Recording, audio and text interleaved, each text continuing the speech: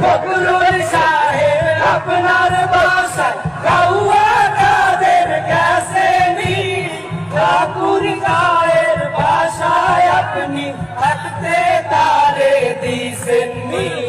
ফখরুল সাহেব আপনার বাসায় কাউয়া কাদের গেছে নি, ঠাকুর গায়ের বাসায় আপনি থাকতে তারে দিছেননি।